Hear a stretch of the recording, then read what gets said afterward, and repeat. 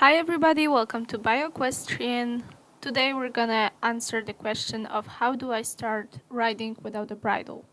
We were inspired by the recent BRIDELESS competition. You can find a vlog from that on our channel. So let's get straight into this. In our opinion, the matter is simple. Overall, there's 3 ways leading to success. The first one is to start out with riding on a simple halter for some time and then slowly taking the next steps. This is the longest path. The second path is to use a halter and then switch to riding in a neck rope alone.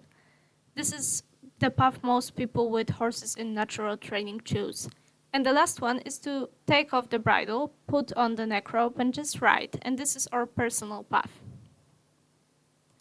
Of course, this is where some questions arise. Is it safe? Is it correct? And exactly what do you have to do and what skills do you have to have in order to simply ride using a neck rope? Several conditions must be met for sure, and it is about them that I wanted to talk today.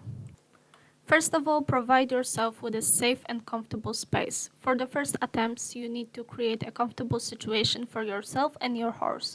We need to make sure that on that day there will be no special problems around the barn so that it will be quiet and safe. You can turn on your favorite music to make it more pleasant for both the horse and the rider. Here's an interesting fact: horses mostly do not like the sound of violins. When I go to pick out a safe space to do a fairly new thing with my horse, I always make sure that the arena or the round pen is fenced so that nothing will come suddenly, be it a dog or a child or a motorcyclist. We're not gonna wanna ride brideless on days with preschoolers visiting the stable, birthday parties, packing horses for competitions, etc. Secondly, don't force it. Tomorrow is also a day you can always do it tomorrow. If you don't feel comfortable enough with the idea of taking off the bridle today, then drop the plan.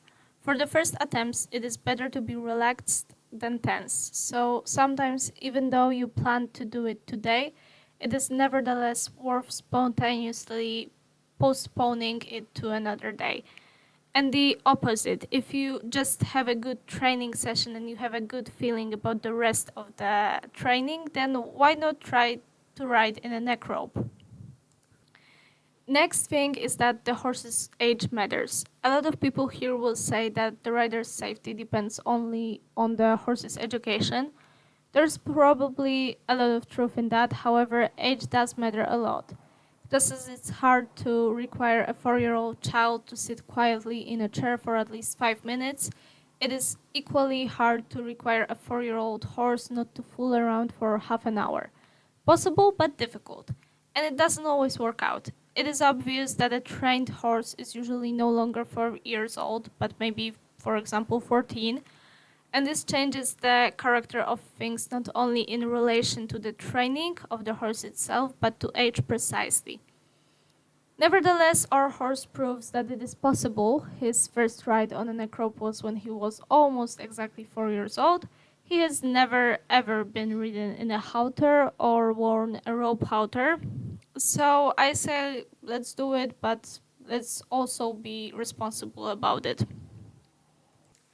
Is it better to try brideless riding in the morning or in the evening? So this also matters.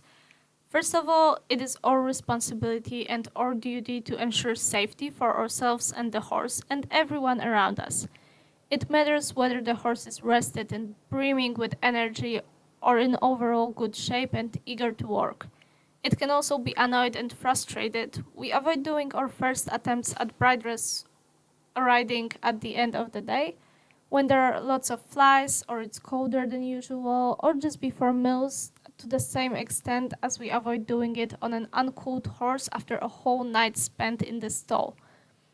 In the latter case, if the horse is willing and calm as much as possible, you can try, but please, for the sake of your own horse, do a solid warm-up for its tendons and joints. It can be a walk in hand, a walk or trot in the walker, or simply riding under the saddle. Regardless of age, this will reduce the possibility of having an injury. The next thing is to remember that horseback riding, regardless of the equipment, is essentially all the same. Things like reins and stirrups are designed to bring our riding to a higher level, level with great finesse, precision, and gentleness. The basics remain all the same. Assuming that the horse's and rider's education is going well, one can confidently take off the bridle and ride in a neck rope. Riding with a halter on is really only for the rider. It is only there to convince the rider that nothing will happen if the bit is outside of the horse's mouth. From the horse's point of view, what would supposedly happen? The worst option I've seen is to leave the horse in a bridle with a bit and then add a neck rope around their neck. Because what sense does it make from the horse's point of view? Nothing has changed in the end. The horse is still wearing the bridle. Why should they be more or less obedient? The horse doesn't really know that the rider has gotten rid of the reins. It is only more weird for the animal to start sensing the rider's uncertainty and fear and not knowing what is it related to. See, most of the time when the horse starts sensing that the rider is tense, their mind will go straight to, am I supposed to run away now? If you're scared, then is there something to be actually scared of? Our next point is to make sure that the rider knows how to ride without the reins. Let's test if you can ride without the reins, simply holding the buckle. In free gaits, turning and making transitions without using your reins. If you can, it's worth adding elements of lateral movements, leg yields, pirouettes, etc. If all this works out, then try it brideless. If you know that none of this works, then please don't try. It's actually quite important to have some breaks. If these tend to fail, then you actually need to work on your riding more. In that case, we encourage you to look into our video on half-halts and the one about the basics of horse riding.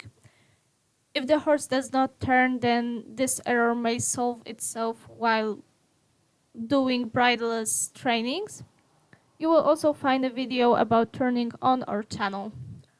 Remember that our videos are not incompatible with brideless riding, and they will certainly help with that too. Next, we've got an exercise for both children and adults. Here's an exercise for both children and adults. Next time you ride, try to show the direction you want to go in with the index fingers of both your hands. Not with the fingers only, as we can see over here, but so according to the art of horseback riding, to keep straight lines and wrists placed with the thumbs up.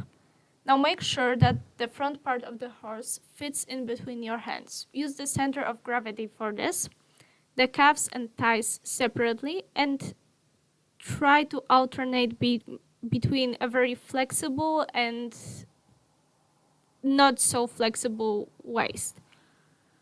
Well, brideless riding will no longer be a problem at all.